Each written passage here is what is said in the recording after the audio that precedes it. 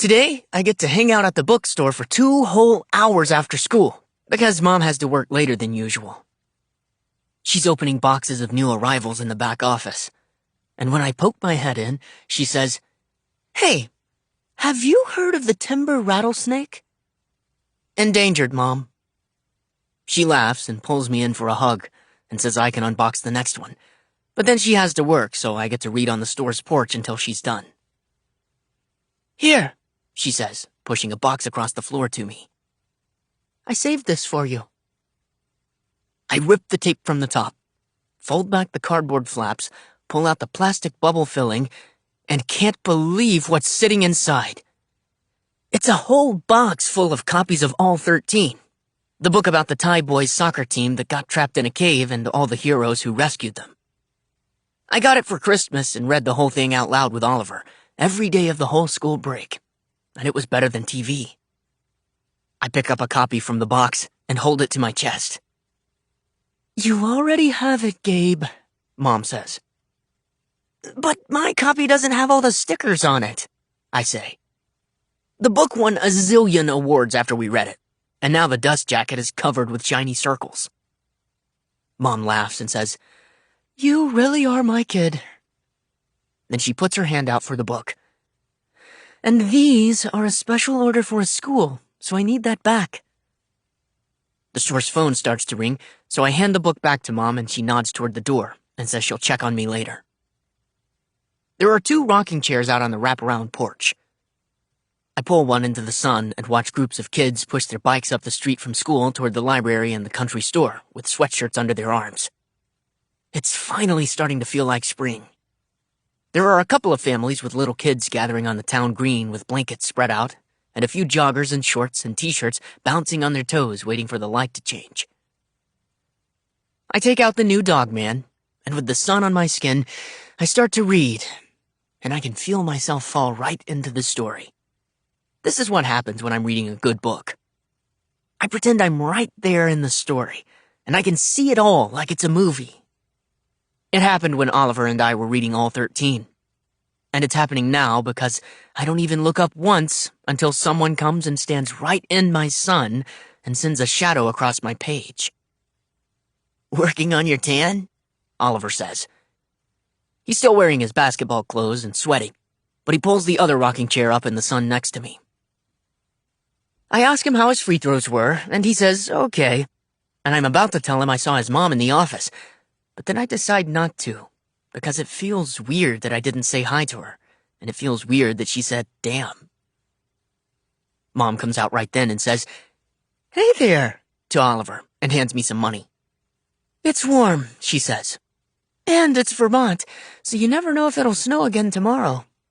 You boys better get some creamies while the sun's out." It takes us 0 seconds flat to hop up and cut across the green to the country store, leaving our chairs rocking behind us. We lick our maple chocolate twists on the way back to the bookstore and search the community bulletin board outside on the porch while we finish our cones. There are help wanted ads, garage sale announcements, guitar lessons, tutoring services, and kids' summer camps. I see a new one on bright green paper, stapled next to a notice about registering to vote. Wanted, mother's helper, to play with my 2-year-old twins while I work out in the basement. Flexible hours, $12 an hour. Call Paula. Oliver's looking at it too, because his hand reaches up and rips off one of the tabs with the person's phone number. "We could do this," he says. "We?" I say. "Like us." I point to him, then back to me. He nods. "Yeah, us." "Babysitting?" I say. "No way. I can't even keep a hamster out of the road." "Their mom is going to be home the whole time," Oliver says. "We just have to stack blocks and stuff." "Why would we even want to stack blocks and stuff?" I ask. "I don't know," he says. "It might be nice to make a little money." He looks down at the phone number in his hand. "You know, for the backpacking trip." Then he starts to talk really fast. "One of my hiking socks has a hole, and I want a wicking shirt so I don't have to hike in cotton." Why can't you hike in cotton? You can, he says. It just gets wet and stays wet, and the wicking ones pull the sweat away from your body and don't stink as much. That sounds like magic, I say. Oliver laughs and takes a bite of his cone. Then he shrugs.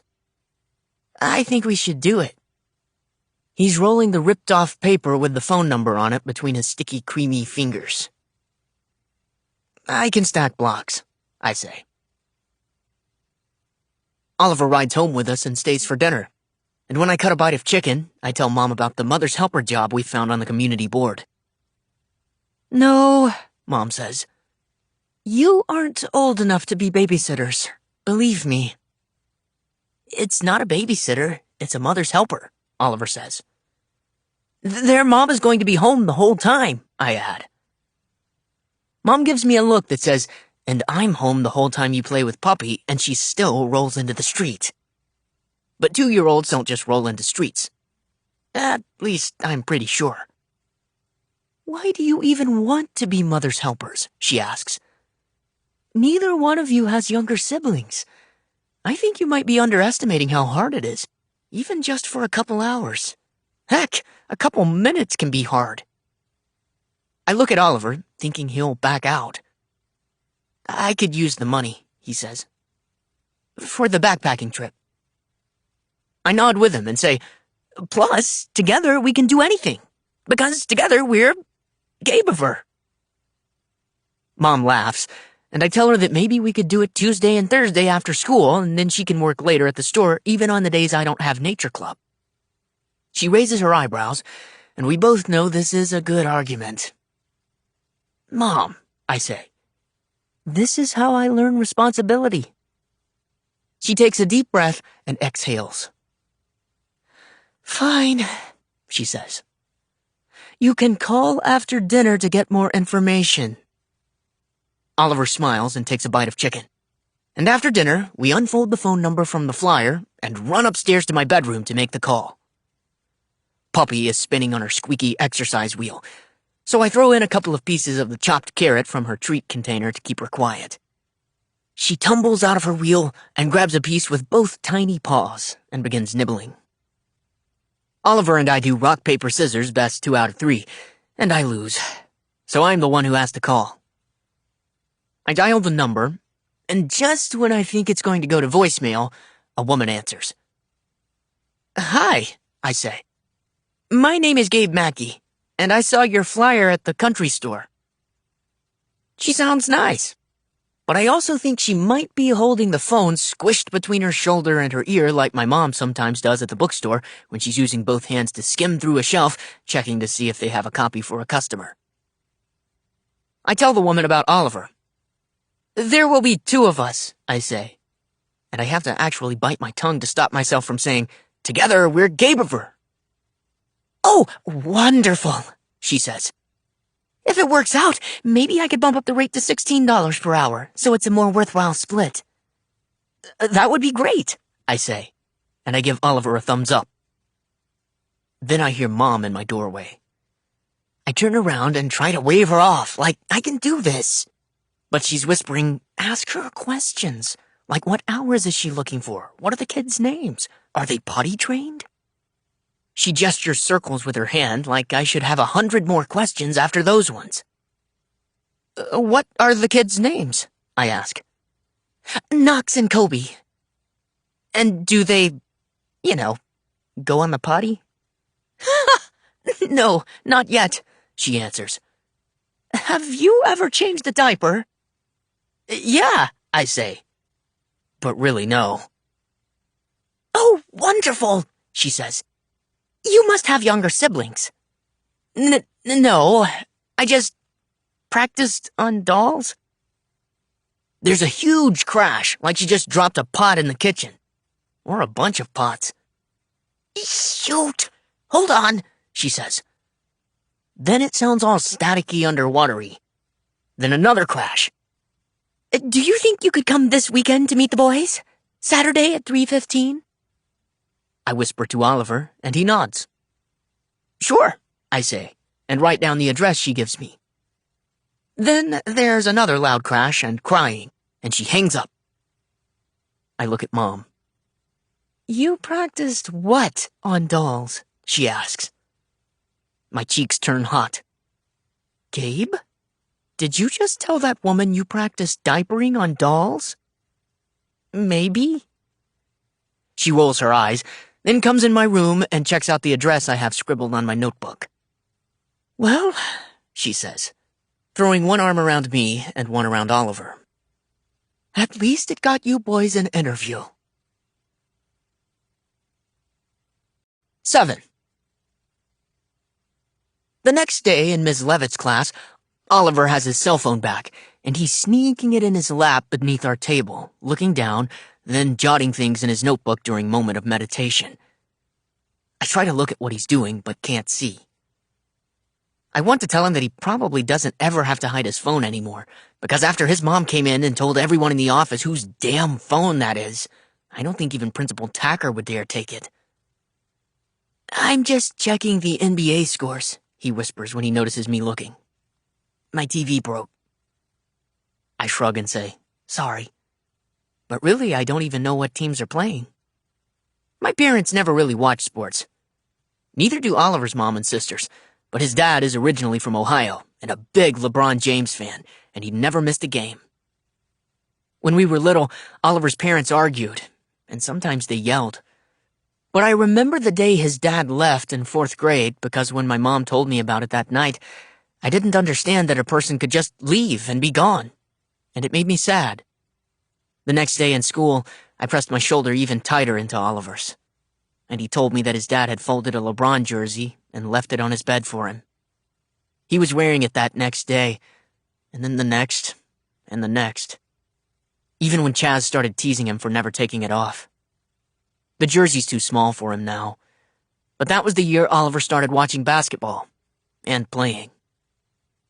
While Oliver concentrates on his phone, I open my notebook and write one of those poems where you spell a word down the side of your paper. I don't even know why I do it. I can't remember the last time I wrote any type of poem. But my pencil just starts moving, and before I know it, I think I've got a pretty good one. Definitely not interested in any poop exiting 2-year-old butts. Really. I nudge Oliver and slide my notebook over to him. He laughs and says, "That's your job." "Not it," we say at the same time. Then, jinx! Oliver pretends to sniff poop and plugs his nose, and we get into one of those giggle attacks where we just can't stop at all. And the harder we try, the more impossible it is. And even though it's the good down-in-your-guts kind of laughing, Miss Levitt tries to get us to quit it. "Gentlemen," she says. It makes us both stop right away, but then out of the corner of my eye, I see Oliver's shoulders start shaking. And before I can help it, my shoulders start going too. I try to think of something boring and terrible and sad, but all I can imagine is Oliver changing poopy diapers, so I spurt out another laugh. Then Oliver does too, and then we're giggling all over again. "Go ahead, get it all out," Miss Levitt says. "It's only going to get worse if you hold it in." I look at Oliver, and he looks at me, and I know what he's thinking, because I'm thinking the same thing. Get it all out? Hold it in? He's laughing so hard now that his face is turning red, and I can feel mine heating up too. Miss Levitt points to the door and says, "Rejoin us when you can control yourselves." Control ourselves? Now we're laughing so hard that we're swallowing the laughs with each breath and just can't stop. It's the kind of laughing that hurts your belly and makes you cry, and it's definitely contagious because some of the other kids in class start laughing too, even though they have no idea what's so funny. Oliver closes his notebook and zips it in his book bag with his cell phone, and we hobble to the hall holding our bellies. We can't stop when we get to the hall either. We try deep breaths and looking in opposite directions, but we just can't. And Oliver is crying so hard that it actually for a second looks like real tears, not giggle attack tears, because he's gasping and sniffing, and his chest is heaving, and his laughs are slowing. But it isn't until Principal Tacker rounds the corner of the 6th grade wing that our laughs quit completely in the back of our throats. Mr. Mackey, Mr. Quick, can you tell me why you're outside of your classroom? We... Then the door opens, and Ms. Levitt's there saying, Thank you, Gabe and Oliver, for volunteering to be it first. We're ready for you now. Then she pretends to see Principal Tacker for the first time. Oh, hello, Principal Tacker. We're just doing a little community building activity. Community building? Principal Tacker says, raising her eyebrows. It's April. It is April, Ms. Levitt says. And we just got 2 new members in our community.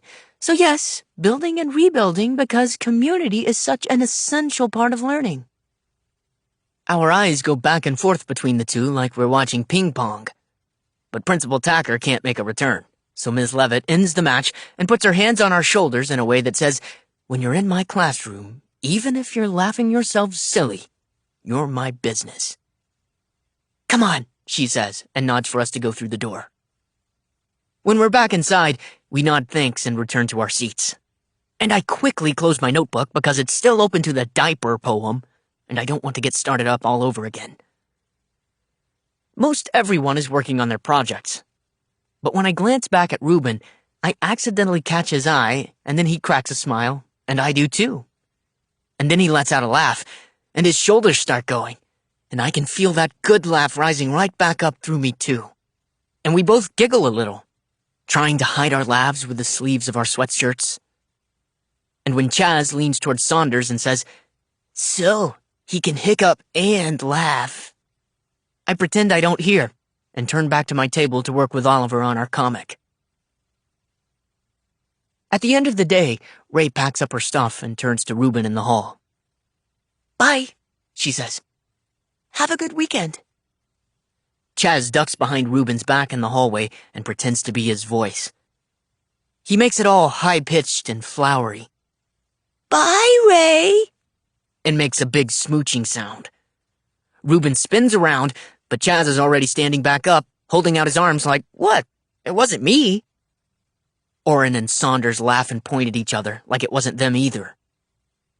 Reuben narrows his eyes and stares right at Chaz. At first, Chaz tries to look right back at him. But he doesn't last more than 5 seconds in that staring contest because Reuben's using a glare that would make Miss Levitt look away. Whatever, man, Chaz says, breaking his gaze and looking down at his sneakers. You gonna say anything or not? Ray throws her book bag over one shoulder. Doesn't seem like he needs to, she says. He was clearly telling you not to try that guano again. Orrin and Saunders look at Chaz like, What the heck does guano mean? And Chaz shrugs, even though he's supposed to be a genius. Ray rolls her eyes. Get a dictionary, she says. Then she heads down the hall as soon as the final bell rings. I can tell she's checking her cell phone on the way out because her head is bent down, and right in that moment, Principal Tacker steps out of her office. Ms. Hendricks? Ray slides the phone in her pocket and keeps rushing right on by like she doesn't even hear her. But Principal Tacker definitely sees the phone and says, Hand it over, and holds out her palm. The bell already rang, Ray says. The school day is over. Principal Tacker still has her hand out for the phone. You're still on school grounds, Miss Hendricks. Rules are rules. But Ray keeps right on walking. It's not a good rule, though, she calls over her shoulder. Have a good afternoon. Kids in the hallway are saying, Ooh, as Principal Tacker walks back in her office. And if I had a thought bubble above my head right now, it'd be all exclamation points. Get Ray Hendricks' mom on the phone, Principal Tacker says. We're all looking through the glass windows of the office, hoping to hear what she says to Ray's mom. But Principal Tacker turns her back, and we can't make out a thing. Chaz laughs and mumbles, Why is it rude Reuben sticking up for his girlfriend? Oliver hides a little snicker behind his hand, and even though it wasn't me laughing, I still feel gobbledygooky. Reuben shakes his head, and I can see he's clenching his teeth hard because his little muscles bulge out from his jaw. Principal Tacker pokes her head back out of the office and says, "Mr. Gilbertson!" Finally, I'm thinking. But instead of busting Chaz for being mean to Reuben, she says, "I got an email about an essay contest through the high school that you might be interested in." She waves him into the office. "Your mom wanted me to give you a copy of the submission guidelines."